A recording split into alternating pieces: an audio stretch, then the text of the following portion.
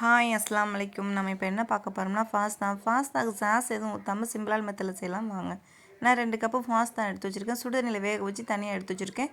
அதுக்கப்புறம் வெங்காயம், தக்காளி பழம், பச்சை மிளகா, கருவேப்பிலை, புதினா எல்லாம் கட் பண்ணி ஒரு பிளேட்டில் எடுத்து வச்சுருக்கேன். அப்புறம் ஸ்டவ்வை பற்றி நம்ம பேன் வச்சு 2 ஸ்பூன் ஆயில் விட்டு வெங்காயம், கருவேப்பிலை, தேவையான உப்பு நல்லா வதக்கி வச்சுருக்கோம். நல்லா வதங்கினதுக்கப்புறமா தக்காளி பழம், பச்சை மிளகா, புதினா வச்சுருக்கோம் இல்லையா, அதையும் போட்டு நல்லா மிக்ஸ் பண்ணி நல்லா வதக்கி அதுக்கப்புறமா தேவையான அளவு மஞ்சத்தூள் 1/2 டீஸ்பூன் தான் போடணும். அதுக்கப்புறம் சோம்புத்தூள் 2 ஸ்பூன் போட்டு நல்லா வதக்கி விட்டு 1/2 டம்ளர் தண்ணியை ஊற்றணும். கொதி வந்ததுக்கப்புறம் நம்ம ஃபாஸ்தா வடித்து வச்சுருக்கோம் இல்லையா, சுடுதண்ணி வேக வச்சு அதை போட்டு நல்லா போட்டு மிக்ஸ் பண்ணி அடி பிடிக்காத அளவுக்கு நல்லா கிளறி விடணும். கிளறி விட்டதுக்கப்புறமா அப்புறம் சின்ன ஒரு பவுலில் உப்பு, மஞ்சத்தூள், மிளகாத்தூள், கொஞ்சமாக தண்ணி, 3 முட்டை நல்லா மிக்ஸ் பண்ணணும்.